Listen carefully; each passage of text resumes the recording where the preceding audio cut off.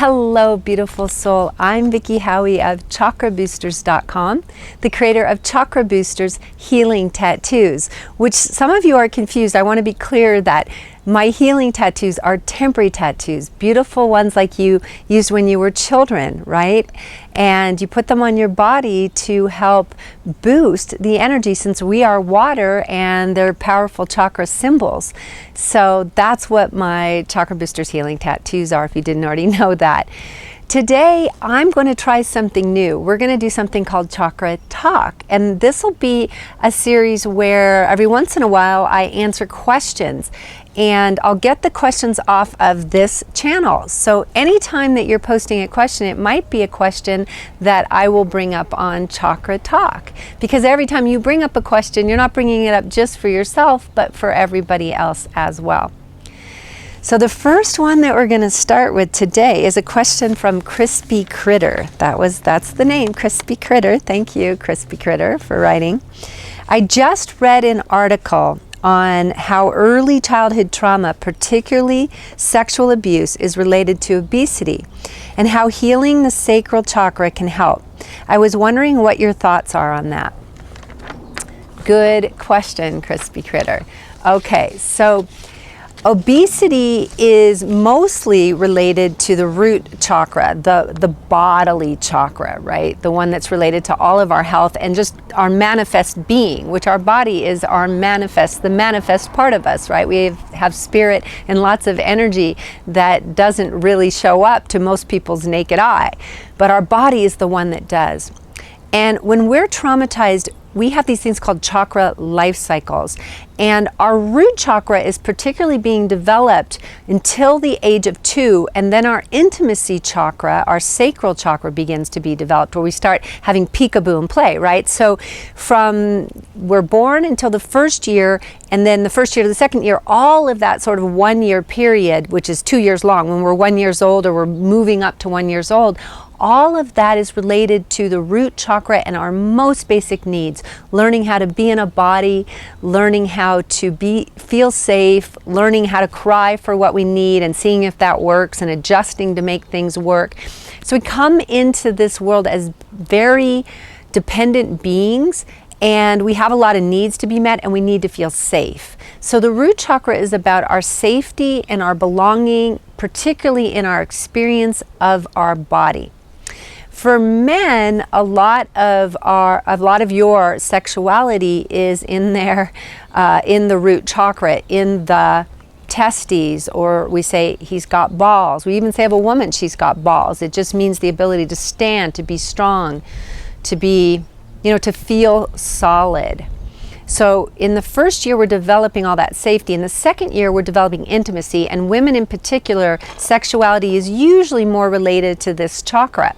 While we can have definitely a robust, procreative root chakra sexuality, intimacy is often where the primary drive for sexuality rests for a woman. Of course, there's all kinds of differences, and you need to figure out where you belong, but I'm just pointing out these differences so we can talk about up until the age of 3, when we hit fire and we go into the solar plexus.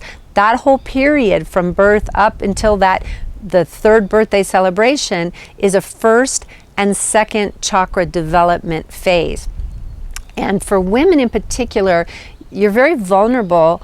Well, men too, but because women live more from sacral sexuality, or act their sexuality out more from the sacral, from the intimacy, from the emotional love, women can feel particularly vulnerable, also because women have a vagina, which is a receptive genital organ versus a penetrative. Do you understand what I'm saying there? Penetrative, it's a hard word to say, is the penis goes outward, like you have a plug and a socket. The penis is related to the plug, and the vagina would be related to the socket. So women have an innate vulnerability in the anatomy, because the anatomy is not penetrative. It is very sacral. It is like the womb is sacral. The caves are sacral. The things that are hollowed out and receptive are sacral.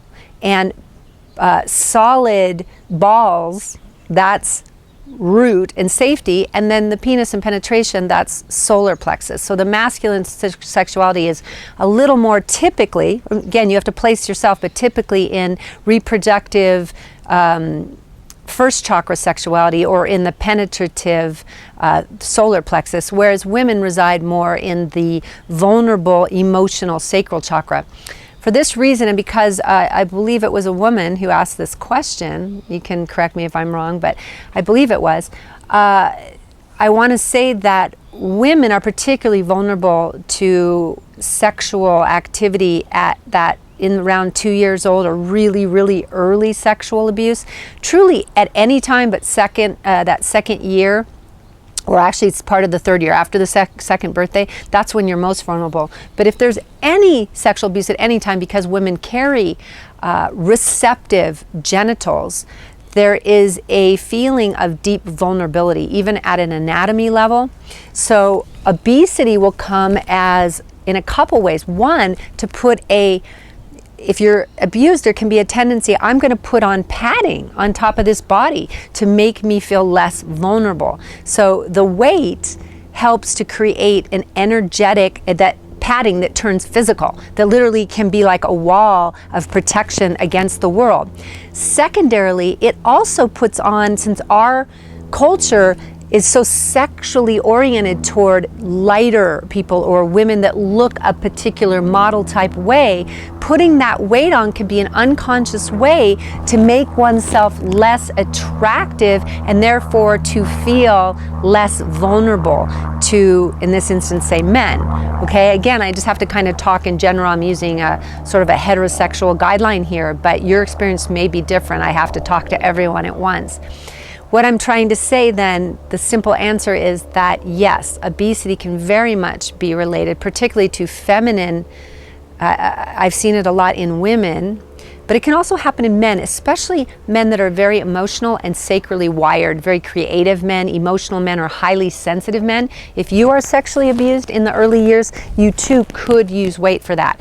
But I see this happening far more commonly in women, because our culture isn't quite so strong, hard on men around weight. Our culture will actually often invite men to put on weight, especially in the form of muscles. Like, I'm going to be more substantive, right? Because that's attractive in our culture on men. But on women, we're constantly taking that and saying, oh no, you need to be thinner, right?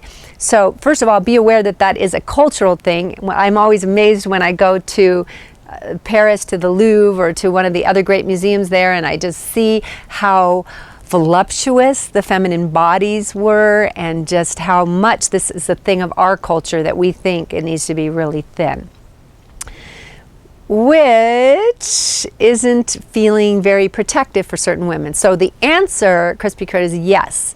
And I think I gave the two main reasons. And just being aware of those things, you don't have to do anything really different, except to just be aware. Am I doing this? Is there any subconscious attempt to make myself less attractive to the opposite sex? And am I feeling a sense of safety in the padding of the weight? And those would be the things that I would look at. And there's a related question here, somewhat related, from, it's from, let's see, what is this? I can't quite read this. Something DOS. I'm so sorry. I can't even read my own writing. You know who you are. It starts with an L, and the second word is DOS. Which chakra is related to, Lena. I think it's L-E-E-N-A, Lena Das. Which chakra is related to weight imbalance? What chakra should be balanced to reach the ideal body weight? So Lena, first of all, I before answering any question, obviously I've answered the part about root is really the chakra that's the most related to our body and to weight, because root is the chakra of mass, right? But before I go too much down that road, I just want to question for you, where did you learn, where did you receive, honey, your idea of what ideal weight is? Because I want you to really question that and make sure you're holding an ideal weight for yourself that's true to you. that feels right in your body, not one that you're trying to achieve so that our culture or certain people in your lives will be happy with your body. You are the one that knows what feels right on your body. We all come in with a certain genetic disposition, and if someone's got a genetic disposition to be bigger boned, I know people use it as a euphemism, but there really are people who have bigger bones. I'm really small boned. Okay, and I have a tendency to lack root chakra, which is mass. It's very hard for me to put on weight, hard for me to put on muscle.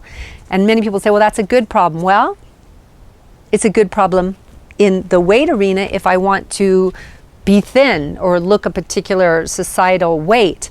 But it's not necessarily good in many other areas of my life. I've had to really work hard to create root chakra and stability and health in my lower body. My legs are very thin, just feeling grounded on this earth. So there's almost always a trade-off. So just remember that. If you're taking weight off, you're literally taking off some unconscious root chakra energy, right? So that can be good or bad. Just bringing it into consciousness will make it good. The answer to it is root. The question is, what is ideal? What is ideal for you? The other answer is, because I already talked about Crispy Critter's question, you know that if you have any abuse in your childhood, especially if it's related, if it's sexual abuse, then weight gain and weight issues can be related to the sacral chakra for a woman. And I have lots and lots of videos on both root and sacral and all the other chakras on this channel. So I would recommend that you look at those. But here's one more added piece on your pie, Lena, and that is that if often for women, the weight things are in the solar plexus because our culture has put on so much of an advertised image of what we should look like in this industrial age, like since about I want to say the 1950s on in particular, when we had television begin and we got visual, more and more printed magazines and more visual representations of what we should look like. And that created a desire to have a certain self-image, which is a social image, which has now been multiplied 100-fold, if not 1,000-fold, because of social media. So now we're really hyper aware. How do we look compared to someone else? What is our culture really like? So the most important thing is to question ideal, get real clear within your solar plexus of who you are. And that also affects your throat, who you really are. But who are you? And aware of the image you're trying to put out versus your truth and who you really are and what you're really comfortable with and what your body really is. So if you're trying really hard, if we're feeling insecure and we're trying to have a certain weight in order to be someone else's standard, then that's a solar plexus issue. That's us needing to be in ourselves and let ourselves shine at whatever weight we are. Yeah, it can be done that, if you ever seen a beautiful person, like one example I use is a really beautiful woman who's not traditionally beautiful, is Bette Midler, who just did so well in her Hollywood career, though she wasn't the Hollywood type, right? And I think it's just so important that we acknowledge, once we acknowledge society's ideal for us, we can then own who we really are. When I look at someone like Bette, I say she just made so much of her acting, her body, her voice, everything that she is, despite the fact that she didn't fit our ideal, our Hollywood ideal at all. She never let anything stop her. And I know that's because she was strong in all of her lower chakras. And that's important. So to recap everything, let's talk about, first of all, what is ideal. Make sure it's your ideal and not someone else's ideal. Then look to your diet and your exercise, which are the root aspects of experience, because weight is in the body is in the root experience more than any other chakras. And then check into your sacral, especially if you're a woman, but men too, if you're very sensitive, to see if there was any sexual abuse at all on an intimacy level, like someone you trusted. And if that happened, then you may be in some kind of pattern of needing to see if you're protecting and using weight for protection of yourself or to make yourself unattractive to others. You got to watch that. And then finally, third, in the solar plexus, are you trying to be a social image in this really digital age when we're magnifying, how one is supposed to look and how happy life is supposed to be? Or are you just being authentic with the beautiful person that you are? Because you are utterly unique. There is nobody else like you. I can't even do the math as to what it took for you to exist, because I've heard many different stories, but every time it's been that we all just were this spark that was created against many, many, many, many odds, right? All the other sperm, all the other eggs. We were the ones that came alive, had the spark of life. So there's a reason you're alive, and there's a reason you are who you are. And you're perfect. Who you are is perfect. And the more that you can support yourself in the unfolding of that. So the chakra work I do sounds sometimes like we're trying to fix things, but we're not. Because our chakras are actually, when we're born, they're naturally pretty aligned. Unless we bring big traumas from previous lives or big traumas from in our own DNA, from our relatives, our ancestors, we come in pretty dang solid, pretty clear, little babies that are totally open. So chakra work isn't about becoming something, it's about letting go of what isn't us. Like when they said, I think it's Michelangelo, was it, who had he carved away, he said he got the statue from taking the marble and carving everything away that wasn't the statue. So I really think of chakra work that way. We're boosting parts of us that are really innately alive that got shut down, especially in childhood. And I'm so glad you're on this journey with me. I hope I answered both of those questions well. I hope we have better insight as to weight, what affects weight, and our own culture's obsession with weight, and really taking the time for you to honor you, what's right for you, what is. Talk to your body, have dialogues, be in love with who you are and the unique spark that made you, because there is no one else like you. Even if you're watching this and you're a twin, you know how different you and your twin are. Even if you're an identical twin. So please honor yourself. And you guys, if you keep asking questions in the question portion of my YouTube channel, you just might find that your questions get answered for everyone on Chakra Talk. Let me know if you like me doing this, and I'll do more of it, just like you guys let me know that you like the energy forecast, so I'm trying to do that every month as well. I really desire to serve you in your growth on the path, and I'm so happy you're part of my tribe. Have a beautiful, beautiful week, and I'm sending you so much love.